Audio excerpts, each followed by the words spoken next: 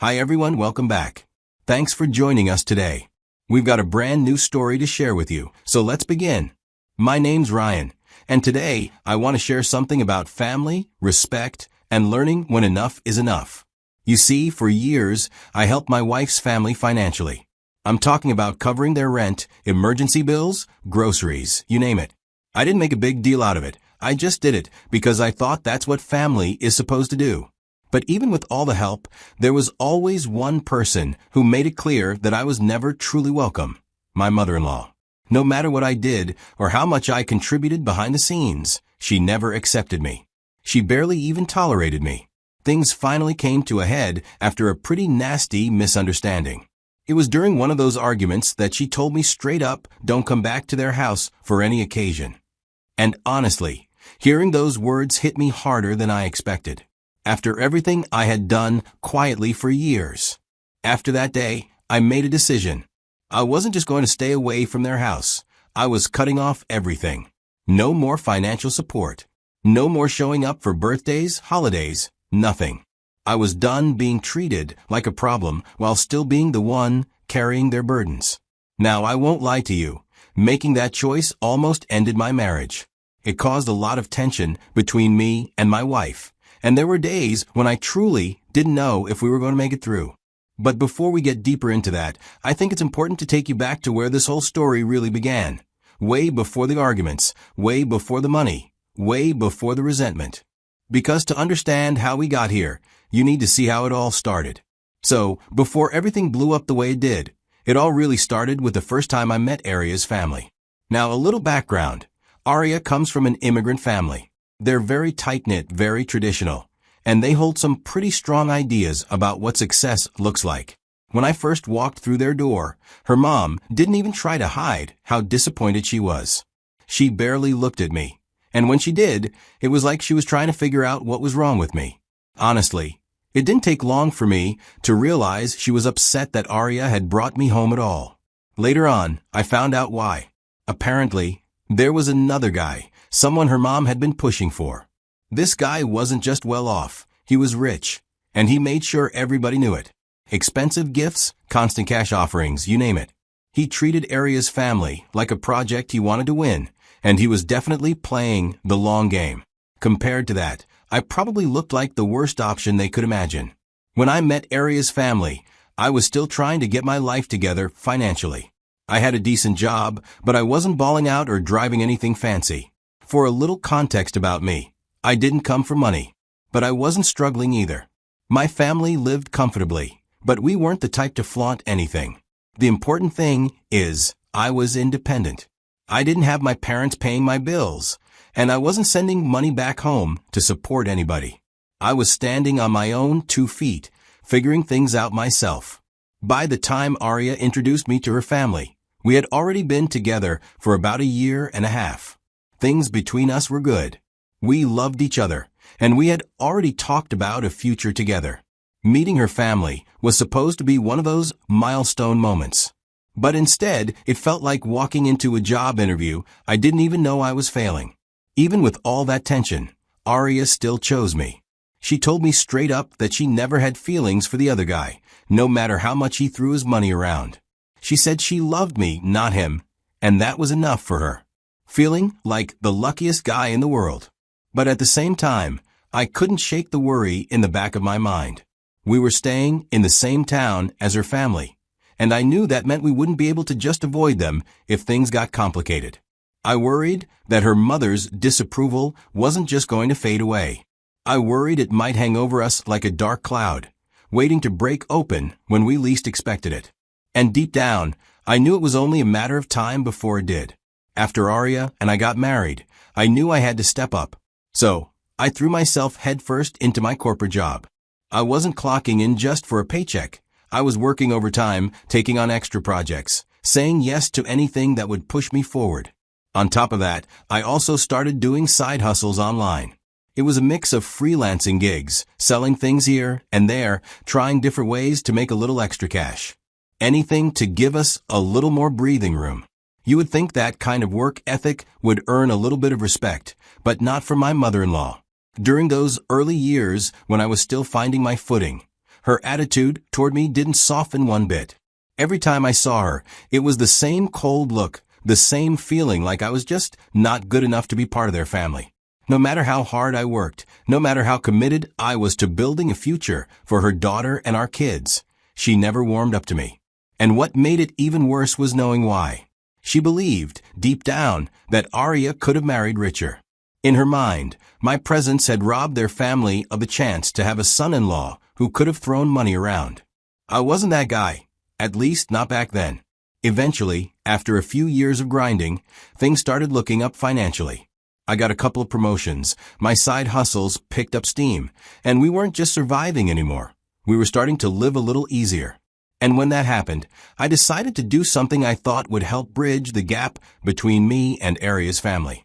I started helping out. At first, it was small things.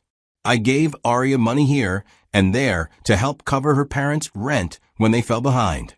Then, as I earned more, we built up an emergency fund for them, especially because my mother-in-law had diabetes and there were always medical costs popping up. Sometimes, Arya would mention they were running low on groceries, and I'd send some money to cover that too. It wasn't because anyone begged me to. It wasn't because I was trying to buy acceptance. It just felt like the right thing to do. But here's the thing. Even though the whole family knew I was the one covering a lot of their living expenses, my mother-in-law was kept in the dark. It was almost like this unspoken rule that no one would say it out loud. No one would tell her, "Hey, Ryan's the reason you have a roof over your head this month." And because she didn't know, the way she treated me never changed. I'd ask Arya sometimes, "Don't you think it's time we told her?" Maybe if she knew, things would be different. But Arya would always say the same thing. "Not yet. She's old-fashioned. She's hard to please. Just be patient." And because I loved my wife, because I trusted her judgment, I kept quiet.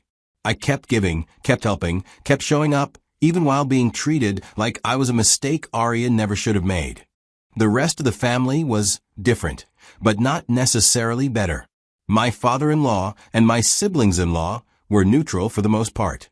They didn't treat me badly, but they also never stood up for me. Nobody ever said anything openly in front of my mother-in-law. No one ever corrected her when she talked down to me or treated me like an outsider. It felt like they all chose to keep the peace instead of standing up for what was right. Over time, this silence started to bother me almost as much as her disrespect did. I tried to ignore it at first, telling myself it didn't matter, that I was doing it for my wife and kids, not for her approval. But the truth is, no one likes feeling invisible, especially when you're making real sacrifices. It wasn't about the money anymore. It was about feeling like no matter what I did, I was never going to be seen, appreciated, or even respected. And that was a hard pill to swallow. Thanksgiving had always followed the same routine. Every year, Arya would pack up the kids and drive down to her parents' house about a week before Thanksgiving Day. I stayed behind to wrap up work and take care of a few things at home, and then I'd drive over on Thanksgiving morning to spend the holiday with everyone. It wasn't perfect, especially given the tension with my mother-in-law, but I went along with it because it made Arya happy, and I wanted our kids to have those family memories. But that particular year, things went off track fast. Just a day after Arya arrived at her parents' house, she called me. She sounded stressed and immediately jumped into asking me to send more money for something unexpected that had come up. Honestly, it rubbed me the wrong way. I was tired of feeling like I was a wallet, not a person. I told her no. I said they needed to cut back on expenses and manage what they had better. I just said it calmly. I thought maybe if I set some boundaries, it would help change things. I didn't even get to finish explaining before the phone was yanked away from Arya. And suddenly, I was hearing her mother's voice shouting through the receiver. She accused me of trying to control Arya, of manipulating their family by withholding money. She said I was disrespectful, selfish, and ungrateful. And then she said the words that finally broke something inside me. "Since you have no respect for our family, don't come back to our house for anything." I remember holding the phone to my ear, feeling completely stunned. There wasn't anything to say. I knew if I tried to argue, it would only get uglier, and honestly, I was too tired to fight for a seat at a table I clearly wasn't wanted at. So I said nothing. I hung up quietly and let the silence between us do all the talking. Thanksgiving Day came and went. I didn't show up. I stayed home with a plate of takeout and watched the kids' favorite holiday movie alone. No one called to ask why I wasn't there. No one tried to check in. And the money I usually sent every month? I kept it in my account. I figured if my presence and my support meant so little to them, then maybe it was time they learned what life was like without it. After I stopped sending money, it didn't take long before the cracks started to show. Within the first month, my wife's family was already feeling the pressure. Their bills piled up faster than they could handle. Rent was late. The grocery money didn't stretch like it used to. Emergency expenses that used to be quietly handled in the background suddenly became real problems. I heard about it in small pieces at first, little comments Arya would make about her mom stressing out or her dad feeling overwhelmed. But I stayed quiet. I had made my decision, and I was sticking to it. Arya didn't take my silence well. She accused me of being petty, of letting my personal feelings cloud my judgment. She said I was being cruel, especially knowing her mother's health situation. She told me it wasn't fair to punish the whole family just because her mom said things she didn't mean. I listened to her, but I didn't say much back. At that point, I realized that explaining myself wasn't going to change anything. I had tried being the good guy for years. I had tried being patient. None of it mattered. So I ignored the accusations and kept moving forward. Then the call came from my father-in-law. I could hear how uncomfortable he was as he spoke, almost like he was swallowing his pride just to reach out to me. He didn't dance around it.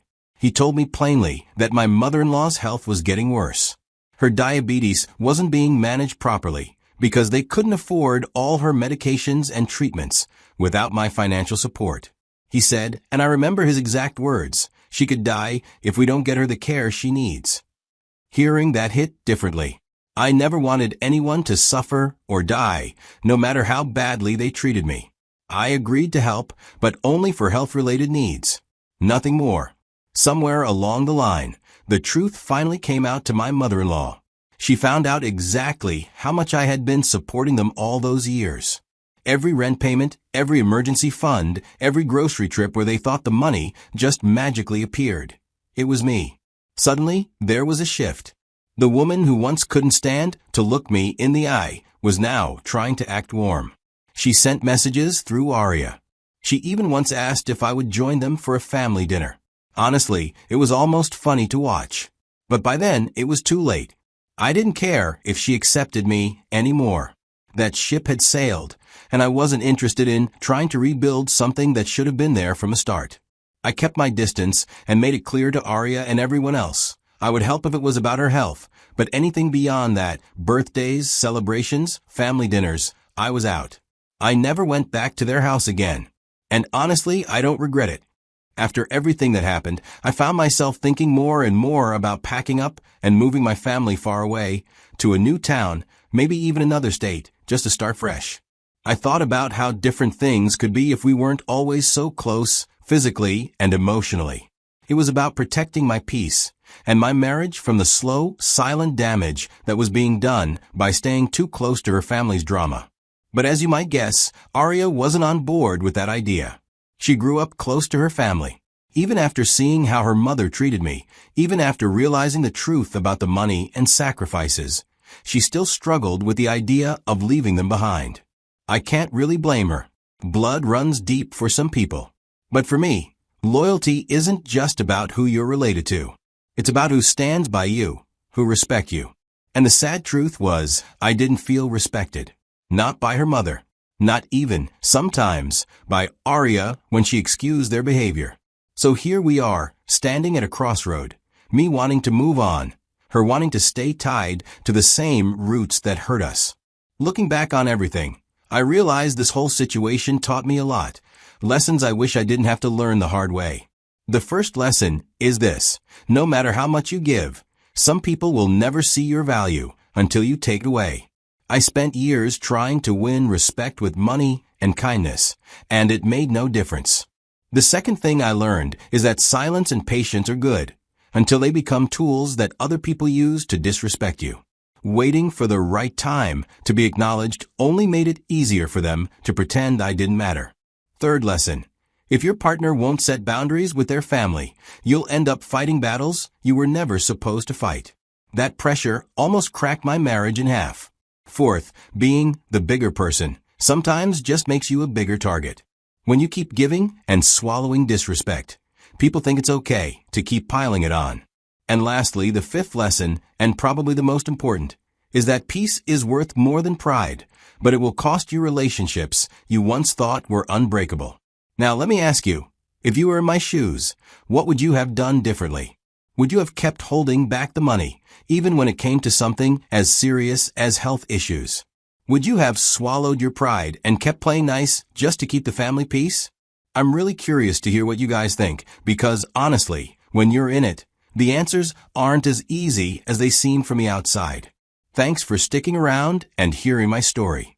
If you found any part of this helpful or relatable, go ahead and like the video, share it with someone who might need to hear it, and don't forget to subscribe for more. I'll see you in the next one.